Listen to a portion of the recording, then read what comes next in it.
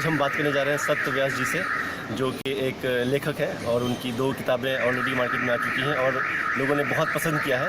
एक बुक का नाम है बनारस टॉकीज़ और दूसरी बुक का नाम है दिल्ली दरबार। ये दोनों किताब जो है बेस्ट सेलर ऑलरेडी हो चुकी है मार्केट में आते ही, और मुझे बड़ी खुशी हो रही है कि मैं आज सर के साथ हूँ। हम जानने की कोशिश करेंगे कि एक लेखक और एक पाठक का क्या रिश्ता होता है, साथ ही साथ एक लेखक जिनकी बुक्स ऑलरेडी बेस्ट सेलर है, हम जानना चाहेंगे कि उनके दिमाग में ऐसा क्या चलता है, क्या सोच के वो लिखते हैं ऐसा कि जब वो आता है मार्केट में, जब लोग पढ़ते हैं, एक पाठक जब उसको पढ़ता है तो वो बातें सीधे उनके दिल को छू जाती हैं।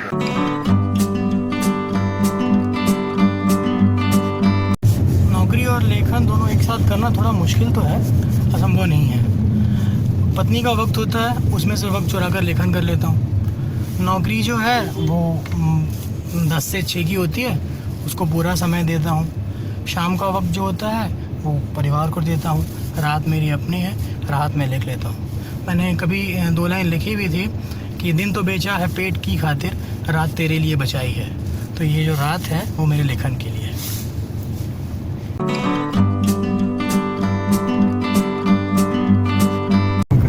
बनारस टॉकीज़ का सत्य व्यास जो है वो अदेश है, युवा है, रॉ है। उसे उसकी ज़िंदगी हॉस्टल में दिखाई पड़ती है। हॉस्टल में ही जीता, हॉस्टल में ही मरता है। हॉस्टल के बाहर की दुनिया उसके लिए कुछ नहीं है, कोई नहीं है। वह वहीं रहना, वहीं जीना चाहता है। दिल्ली दरबार को अगर आप कहें तो वो बनारस के आगे की कहानी है। वहाँ पहुँचते पहुँचते सत्य व्यास थोड़े समझदार हो गए हैं। उन्हें दुनियावी समस्याएं समझ में आने लगी हैं। उन्हें दुनिया दिखने लगी है। उन्हें नौकरी की चिंता सताने लगी है। उन्हें छोटे शहर से निकलकर बड़े शहर में जाकर सामंजस्य बैठाने में जो दिक्कतें आती हैं वो दिखने लगी हैं। लेकिन इन दोनों कहानियों में सत्य व्यास का मूल वही है। वह कहानियों को हास्य की दृष्टि से लेते हैं और एक मुद्दा उठाकर उसे ख़त्म करते हैं, उसमें से जीवन तलाशते हैं।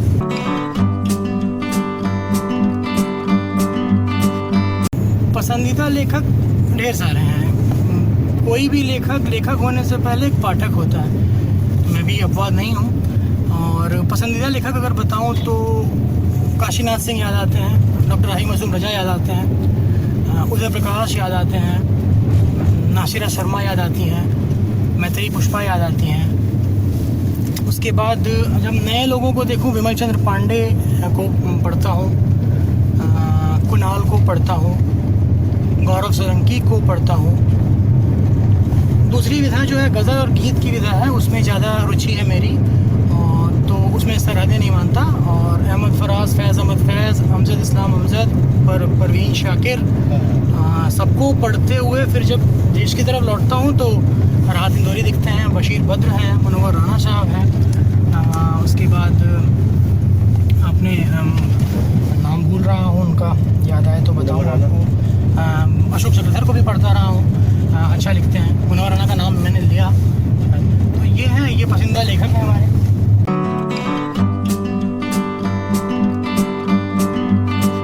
हिंदी लेखन में बेस्ट सेलर होना जो है वो कोई कार्य नहीं है, कोई क्रिया नहीं है।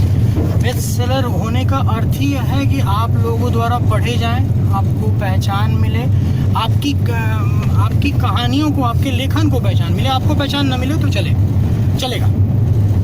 बेस्ट सेलर एक टैग है जो हिंदी में आजकल प्रचलन में आया। इससे पहले भी कहानियाँ काफ़ी पढ़ी गई हैं, लिखी गई हैं और बहुत दूर तक उनकी पहुंच रही है।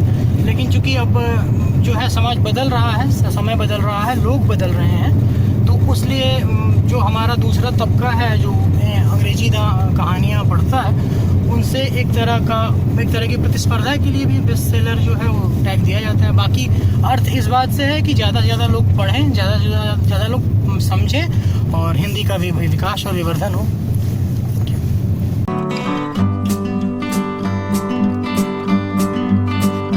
दिल्ली दरबार लिखते वक्त सबसे मुश्किल जो चीज़ थी वो ये थी बनारस टॉकीज़ को पार पाना।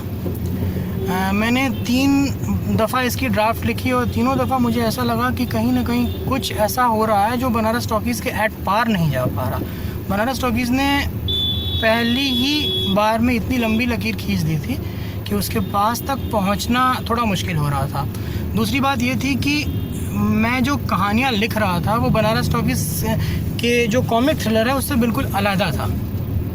तो एक संशय यह भी बना हुआ था कि क्या ऐसा तो नहीं कि पहली कहानी जो है लोगों ने पढ़ी वो पसंद आई, दूसरी कहानी अगर मैं कुछ गंभीर लिखूं तो छांट दिया जाऊं, ऐसा हो कि ये समझा जाए कि ये लेखक चूक गया है।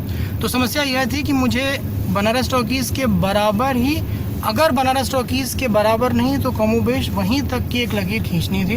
दिल्ली दरबार लिखते वक्त सबसे बड़ी समस्या यही थी। भाषा के स्तर पर कहूँ तो भाषा के स्तर पर मुझे कोई समस्या नहीं आई। मैं वो लिख लेता हूँ जो लोग पढ़ना चाहते हैं, मैं वो लोगों को पढ़ा लेता हूँ जो वो चाहते हैं। तो मुझे लगता है कि दिल्ली दरबार लिखते समय समस्या यही rही कि मैं बनारस टॉकीज़ के एट पार कोई दूसरी कहानी कैसे ला पाऊँ।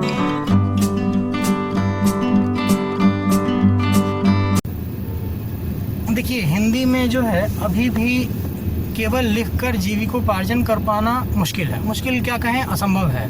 तो युवाओं के लिए मेरा संदेश यह है कि पहले यह सोच कर लिखें कि हिंदी जीविकोपार्जन का साधन नहीं है।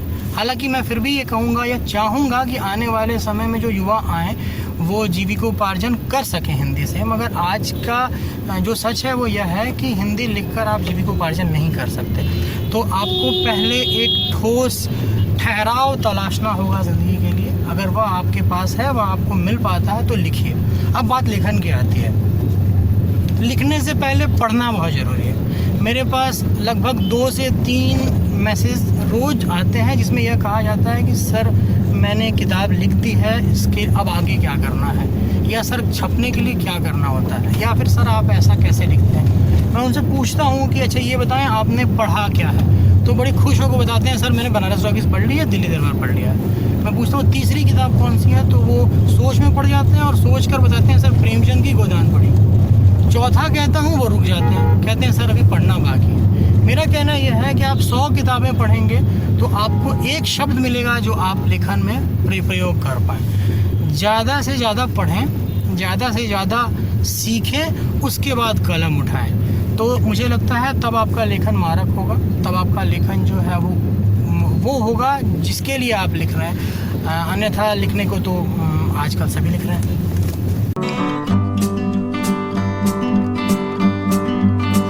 लेखक को पहले एक पाठक होना चाहिए। मैं एक आपको एग्जांपल दूंगा। एक बड़े लोकप्रिय लेखक थे, वो एक बड़े गंभीर लेखक, मैं उनका भी नाम नहीं लूँगा, उनके पास गया और उन्होंने अपनी 5 किताबें उन्हें दी और कहा कि सर आप अगर इस पर नज़र इनायत कर लें तो मुझे बड़ा अच्छा लगेगा।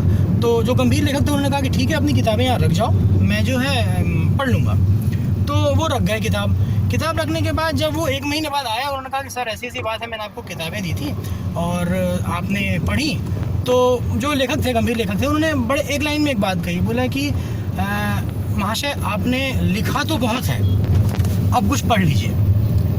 तो उनके कहने का अर्थ यह था कि बिना पढ़े मत लिखिए, जितना आप पढ़ेंगे उतना आप अपने आप को मान पाएंगे। आप एक भाव के लिए 10 शब्द ला पाएंगे। जब आप 10 शब्द ला पाएंगे तो आपके पास ऑप्शंस होंगे। जब ऑप्शंस होंगे तो आपके लेखन में फुहड़ता नहीं आएगी। तो मेरा कहना यह है कि लिखने से पहले पढ़ें, जितना हो सकता है पढ़ें। जरूरी सारी किताबें आपके लिए नहीं छपती, सारी किताब आपके जॉनर की नहीं होती। जो आपका एरिया ऑफ इंटरेस्ट है आप उसी की किताबें उठाएं, वही पढ़ें। और मेरा नहीं ख्याल कि अगर आप पढ़ने के बाद लिखेंगे तो बुरा लिखेंगे, अच्छा ही लिखेंगे।